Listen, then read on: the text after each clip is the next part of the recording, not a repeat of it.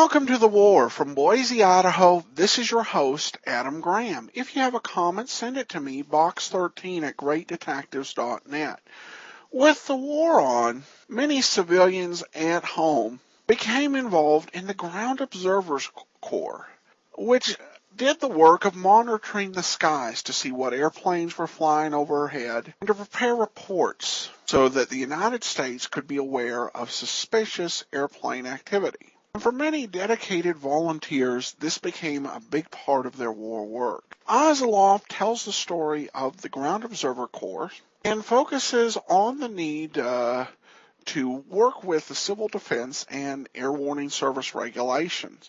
And this is just a great slice of life as to what was really going on the home front.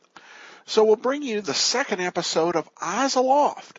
Original air date August 24th of 1942. National Broadcasting Company presents Eyes Aloft.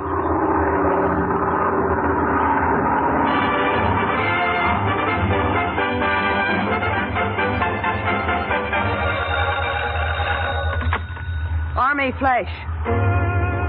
1, multi-motor, high, scene, 15 Lucy 4, overhead, southeast.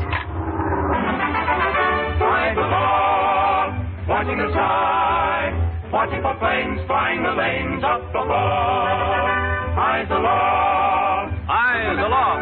The 4th Fighter Command of the United States Army Air Forces, in cooperation with the West Coast radio stations, presents this new series of Monday evening programs honoring the 150,000 volunteer observers and filter center workers whose round-the-clock vigilance keeps watchful guard of the Pacific coast against attack by enemy planes. Eyes aloft, night and day, we'll help protect the USA. Ken Carpenter speaking. Tonight we bring you a gala second edition of Eyes Aloft. You'll hear the weekly presentation of the handsome Eyes Aloft Gold Trophy Award. Dramatized true stories about observation posts and filter centers. The orchestra and sportsman quartet will do a full arrangement of the lilting new Eyes Aloft theme song, which was written by Gordon Jenkins.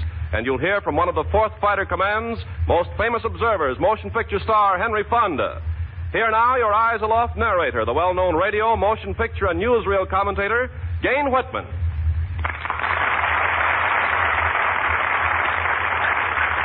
Good evening, ladies and gentlemen. Do you like mystery yarns? Well, our first true story tonight comes from the state of Washington. We have titled it, The Strange Case of the Capitol Dome.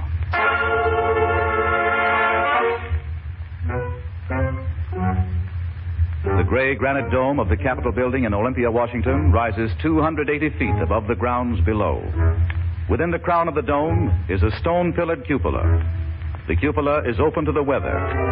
In winter, icy gales drive constantly about the tower of this monument to government. Inside of the dark dome and leading up to the cupola is a winding spiral staircase of steel. On last January 13th, a man and a woman, bundled in heavy clothing, laboriously climbed the spiral steps.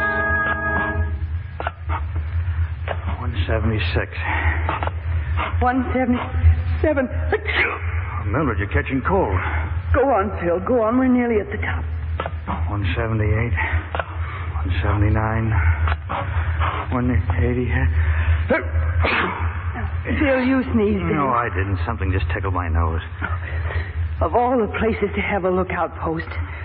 Well, go on. I gotta rest a second. Now, the country is one thing and the army is another. But people won't keep on coming up here on the top of this dome to catch their death of pneumonia. Well, somebody has to keep these watches. Go on. We're right here at the top almost. 181. 182. Now, here we are at the top. Open the door. Yeah. Step out, Mildred. Yeah. Come on. People on duty up here can't even hear us on account of the wind. Well, I'm sick of this whole useless thing. What do we do up here? Telephone to somebody about a lot of silly planes flying around in the skies. Mildred. Oh, I didn't mean that. But if a few more people would only help keep the watches. Yeah. Too few are doing too much. Well, don't try to take bows for what we're doing, Phil. Gosh, it's cold up here. Oh, there they are. Come on. Well, we got here. You're about 5 minutes early. Well, it's windy, isn't it, Mr. Hedberg? Good thing there's a railing. We get blown off. How are you tonight, Mrs. Travers? I'll tell you one thing, Mr. Hedberg. Excuse me. I know some women can't climb those 182 steps up here, and some shouldn't be trying it. You've got to move this observation post, or it's going to fail. Yeah, I'm afraid you're right. Carl Hedberg, service manager for Talcott Brothers, oldest jewelry store in the state of Washington, is the chief observer in Olympia. He knew after 60 days that the post was failing, would fail completely if it weren't moved from the Capitol Dome. On the 1st of February, Carl Hedberg started promoting. He went to Thad Pierce, manager of one of Olympia's leading hotels. Thad, your hotel here is 6 stories high. There's a good view from your roof. Sure. What are you getting at, Carl? I want to build a little observation shack up on your roof. Oh. Well, you see, Carl... And I want to start construction right away. It's for the protection of the community, you know. I know, but I'm afraid my insurance rate would jump if I opened my roof to traffic. You want to check on that point, Thad? Well, sure I will, right away. And if the rate doesn't increase, can we build our observation post up there? Why, certainly. Only too glad to cooperate. Certainly. Good. Say, if you're that willing to cooperate, Thad, I might give you the honor of taking over a regular observer's watch. Next, Carl Hedberg called on the Nyack Lumber Company and the Washington Veneer Company, presented his problem. Those two companies willingly donated the lumber for the little shack. The Carpenters Union agreed to supply free labor to build it. But one obstacle remained. The lumber had to be raised to the roof of the hotel. Carl Hedberg presented this problem to one of his most reliable and cooperative observers, local police judge Ray Ostrander. Well, why don't we do it ourselves, Carl? Well, I guess that's one way to get it done. You know anything about hauling lumber up to the top of a 6-story hotel roof? Oh, gosh, no, Ray. I'm a jeweler. Mm-hmm. Well, guess first we need some ropes, block and tackle. I wonder where I can go to borrow stuff like that. I'll get it somewhere. You've been putting in enough of your time on this job without any too much help either. How about borrowing our block and tackle from Western Heating Company? Mm-hmm. Mr. Haskett's a city commissioner. He can't very well turn us down on a deal like ours. Yeah. Say, when will we do this lumber hoisting job, Carl? How about tonight? This is Saturday. Going any place, Ray? Well, nowhere I can't cancel. This is important. I can meet you in the alley back of the hotel at 9 tonight. How's that? All right. We're all closed. Sure. Say, suppose we need a city permit to do a job like that? Well, let's do it. Find out later. I'll go and round up the tackle now. Yeah, the lumber will be delivered this afternoon. Well, see you tonight at 9 in the alley, Carl. Okay, Ray. At 9. Okay.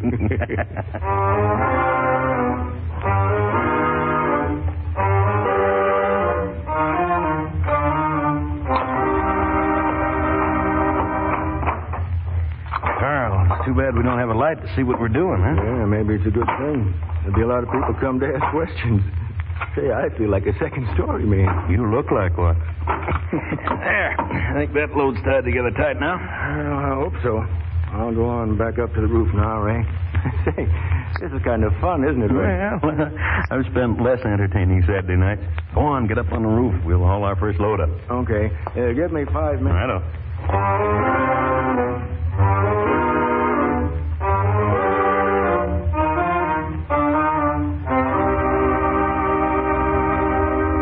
Ready up there, Carl? Let her come. I'll haul. You handle the guideline. Here we go. Yep. Here comes the first load. Ray, you better take it easy for a minute. I'm not tired. I think there's something wrong with the load. What's wrong with it? I can't see. The lumber's loose or else... Hey, look out. The load's come loose. What? Run, get out of the way. I can't hear what you're saying.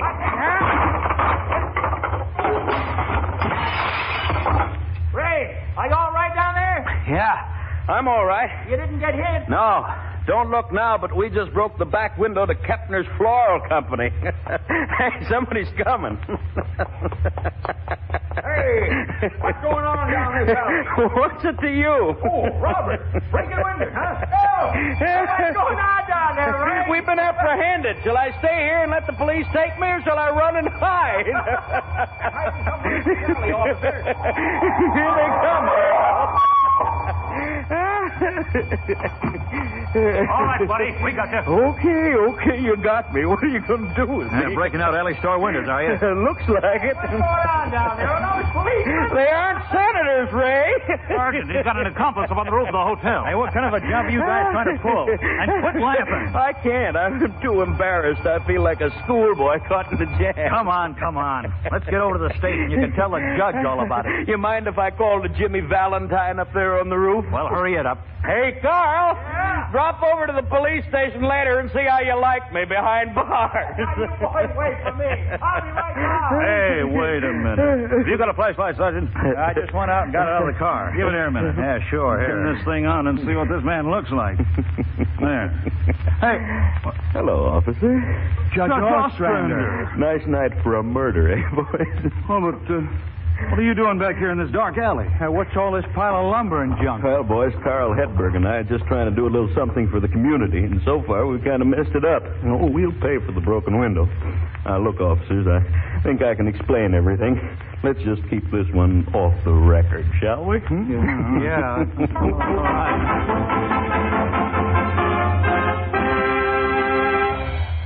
Through the efforts of Chief Observer Carl Hedberg, Ray Ostrander, and a few others like him, the observation post was built atop the hotel. It is accessible and comfortable. 115 observers report regularly as three captains, Ray Ostrander, Ernest Miner, and Harland Graver, keep the crews flowing evenly. But had the post been left in the dome of the Capitol building, it no doubt would have been destined to utter failure. Tonight, we pay tribute to Carl Hedberg for being a wise and energetic chief observer. We salute all who have made Observation Post Olympia 57 an outstanding success.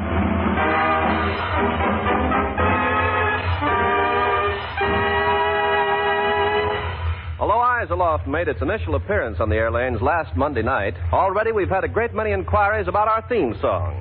It's a stirring song written especially for the 4th Fighter Command's Aircraft Warning Service by one of America's most successful writers of hits, Gordon Jenkins, who is also our orchestra conductor. Now, because so many have asked to hear it in its entirety, Gordon Jenkins and the Sportsmen present a special arrangement of Eyes Aloft.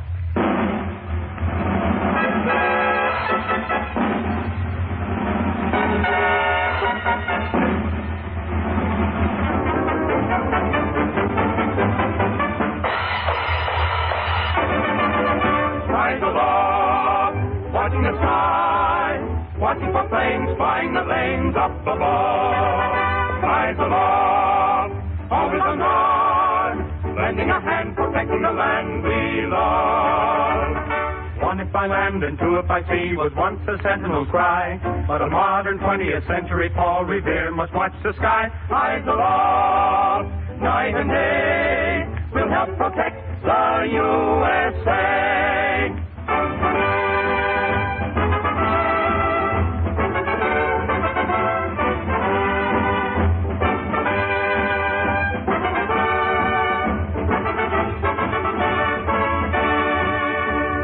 One if by land and two if by sea was once a sentinel's cry, but a modern 20th century Paul Revere must watch the sky. Eyes aloft, night and day, will help protect the USA.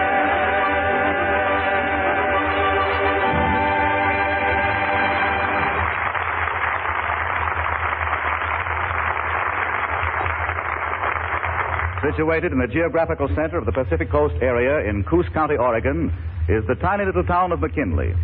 We feel that there's something about McKinley Post and the people of McKinley community that is typical of the spirit of the Ground Observer Corps.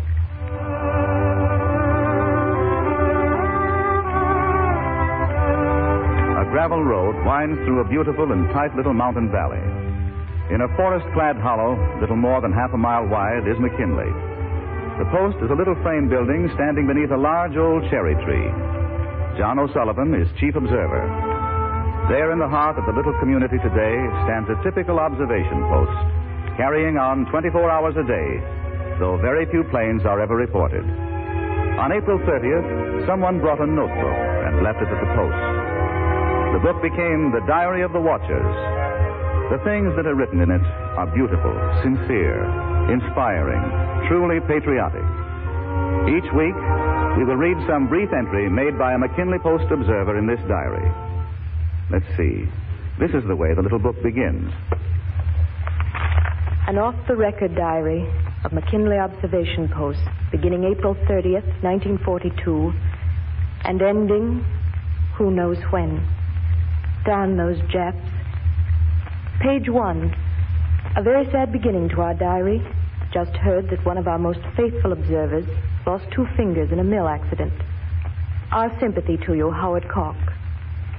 We turn to another entry a few days later.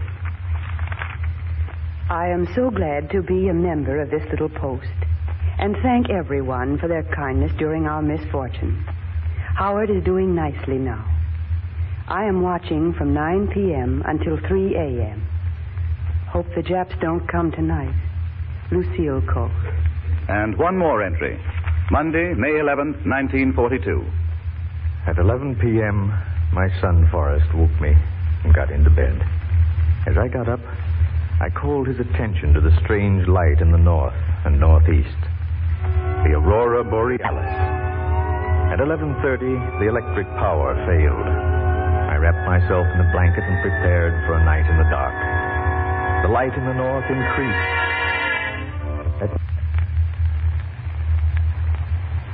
At midnight, I easily could see the clock hands when I turned the face of the clock toward the east window. A cold electric heater reflected a spot of light. The star Vega in Lyra seemed to twinkle faster than I ever noticed before. At 12:26, the electric light came on, and the heater soon warmed my feet. I returned to reading the adventures of the Albee family in Yukon, as described in the May National Geographic magazine. At 1 a.m., the sky became cloudy, stars being obscured. Now, 4 a.m., a gentle rain on the roof. Here is a little poem I've written while sitting here tonight. When once more the dove of peace shall quiet the thundering guns of death, and we hear the songs of gladness pouring out in every breath, you will gain much satisfaction from belonging to the hosts of courageous men and women at our observation posts. Signed, T.S. Easton.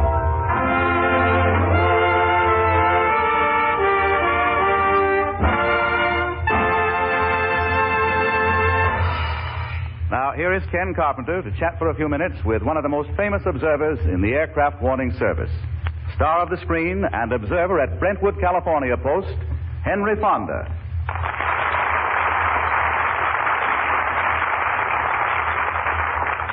Well, Hank, how do you find time to make all the pictures you do and still serve as an observer?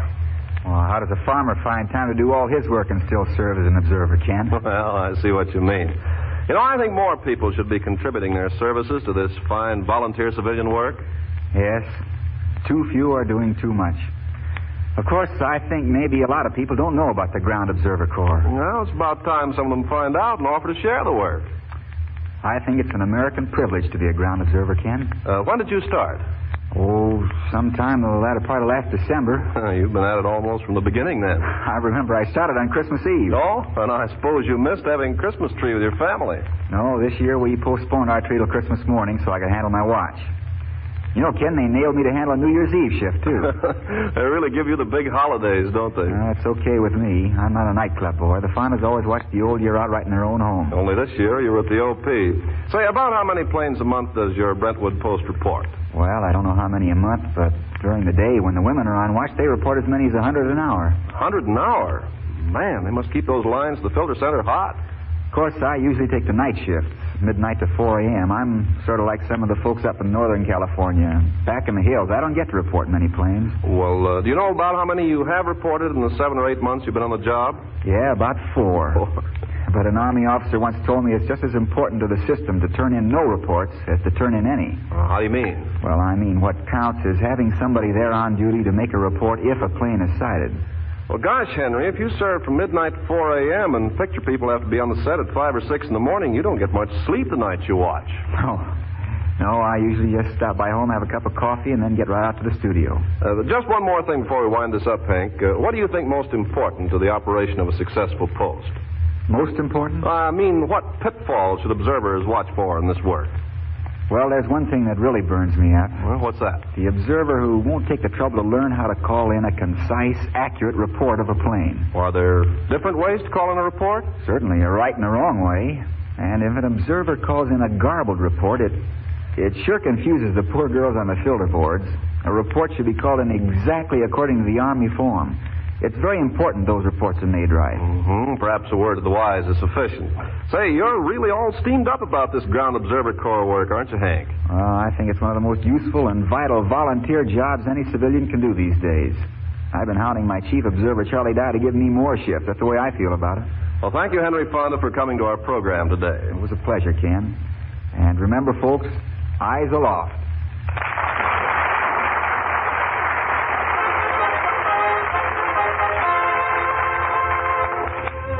Our last true life story today comes from the little community of Roosevelt, California, on the edge of the Mojave Desert. The Roosevelt Post has had a colorful career, but one with plenty of headaches and heartaches. And for all its trouble, it has maintained a high efficiency rating of nearly 99%. At first, the post was located in George and Billy Zazana's service station at the Roosevelt Crossroads. But after a few months, a change had to be made. The Zazanas talked it over with Chief Observer John Holdren and Ralph Austin and Alvis Williams one evening. We can't go on leaving our little service station open night and day, John. Well, I don't blame you, George. You see, our place is getting to be a 24-hour-a-day hangout. Transients coming through at night see the only light in town, and they hang around here. Well, I think we ought to build a little shack right across the street, on the corner. You know, good idea come to me this afternoon. What's that, Ralph? Well, I knew we was going to have to move the post out of your service station here. So I got me the idea that maybe we could get an old sedan auto body and make it into a post. Hey, that's not a bad idea, Ralph. You mean just take the wheels off and set her up on blocks over there on the corner? This auto body I got in mine don't have any wheels on it. Well, whose car is it? Well, I went into Lancaster and I did a little chiseling this afternoon. Yeah, what kind of chiseling? I went to Clark's junkyard and I told him what we needed and what it was for. Clark said if we'd come and get it, we could have an old Model A Ford sedan body he's got laying there. Say, well, good for you, Ralph. Of course, it's a rusty old job. Well, I got a spray gun. I'll get some paint and we'll paint it up pretty. Billy, what's your favorite color? Well, you know me, Elvis. I like green. Okay, we'll paint it green. You know, I figure we can rip out the front seat and build a shelf for the phone. You know, people can sit comfortable in the back seat just like they was going somewhere. You know, George, I think we should have them hook the post telephone right in our line here at the service station. You mean when it rings in the post, it'll ring here, too? Sure. And if for some reason somebody can't show up for a shift, I can take the call here. Help out all we can to keep this thing running smooth for the Army. Yeah, that's right. Good idea. The donated sedan body was mounted on a foundation there at the corner of the Roosevelt Crossroads. The body was painted a bright green. Telephone, lights, heater, magazines were installed. It was perhaps one of the most novel posts on the Pacific coast. And then an incident happened that aroused the sympathy of the entire community. Henry Nozick, one of the observers, has had a ranch near Roosevelt for years, has reared his family in the community. Henry Nozick was born in Russia some 50 years ago. One night, when Henry Nozick was on duty, a plane flew over, and Henry tried to report it. I got to report. Now, how do I do? I ring the telephone ground handle. I wait. Army, go ahead, please. Yeah, now I say, Army flash one aeroplane. You'll have to speak more plainly, please. I say, one aeroplane overhead flying. I'm sorry, sir. I can't understand you. Oh, I am Russian. I talk the best I can. I try again. You listen good. One single motor, low, shin. What? Shin. I see it. It is so low. Is there anyone else there who can place the report? I go across street, get girl over there, call goodbye. I am sorry. Do I talk so bad people can't understand me? I go over see Billy across the street.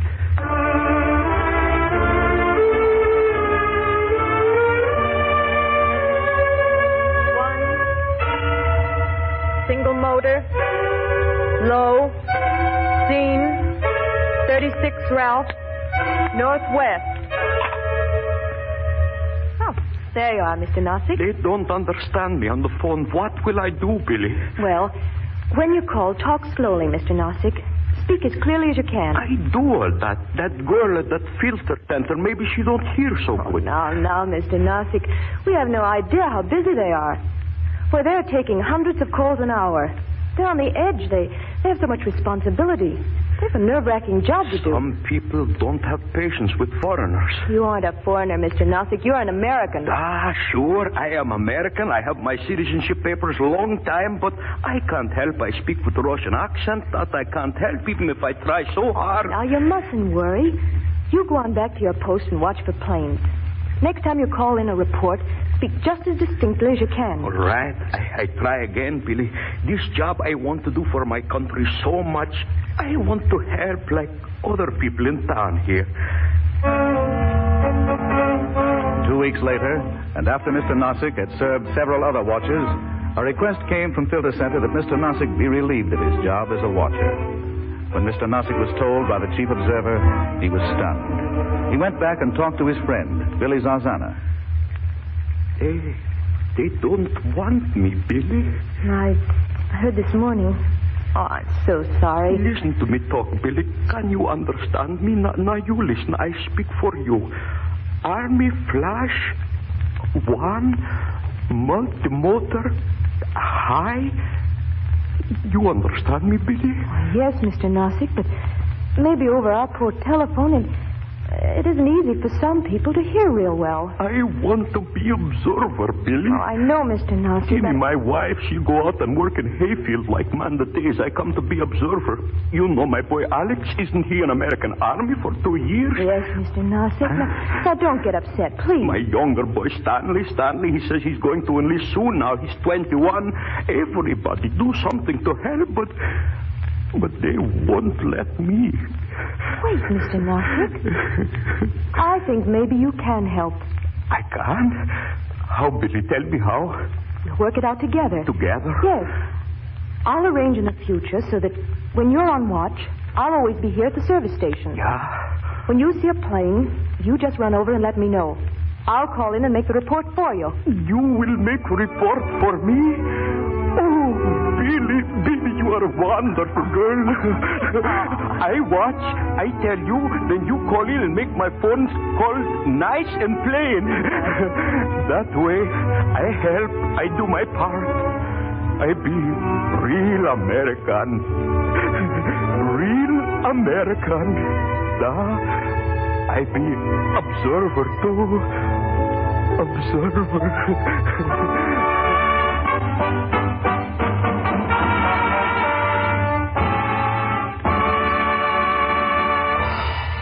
Obstacles such as these, and more than we can tell you about, have constantly befallen Roosevelt Post. Still, the diligent little community has met and conquered each barrier. It is doing its noble part to help warn the nation of the possible approach of the enemy by air. Each week, in cooperation with the Army Air Corps 4th Fighter Command, we present the beautiful Eyes Aloft Gold Trophy Award to some observation post or filter center for outstanding service performed.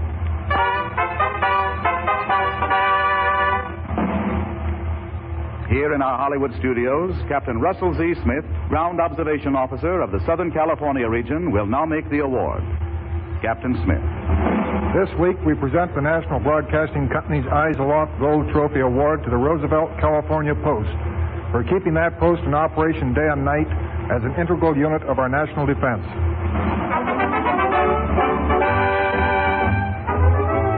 At the conclusion of this broadcast, the Eyes Aloft Gold Trophy Award will be rushed from this studio by Army Messenger to the community of Roosevelt, California. The handsome award will stand in the little green sedan post at the crossroads to remind all who have served that America will win. Gain Whitman bidding the 150,000 aircraft warning service workers good night. Next week at this same hour, tune in again for another thrilling human interest broadcast of Eyes Aloft. Perhaps you will hear your story or the story of your post or filter center dramatized on the air. Next week, our guest will be Major Henry Thorne, the last man to fly out of Bataan. Eyes Aloft is written and produced by Robert L. Redd. Original music is composed and conducted by Gordon Jenkins. This is Ken Carpenter charging you to always remember Eyes Aloft. Eyes aloft, watching the sky, watching for planes flying the lanes up above. Eyes aloft, always on guard, lending a hand, protecting the land we love. This program came to you from Hollywood. This is the National Broadcasting Company.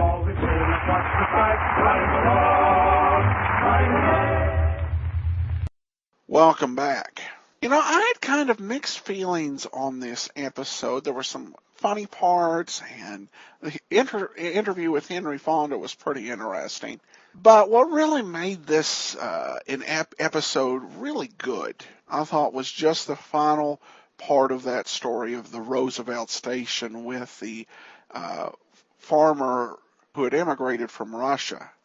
I thought that was just such a moving scene. And it illustrates, I think, one of the great appeal of so much of the service that people gave during World War II.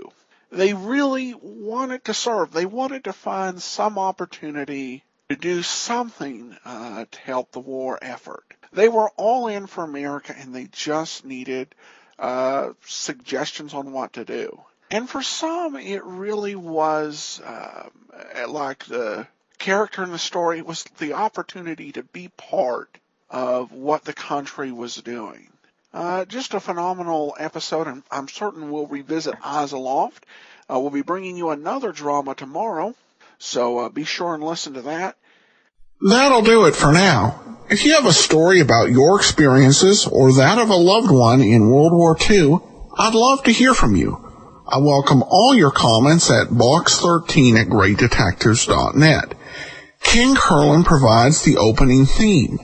Heroic, KenCurlin.com. Andrew Rhines edits our sound. OTRWesterns.com. I'm your host, Adam Graham. The war is offered as a service of the great detectives of old-time radio. www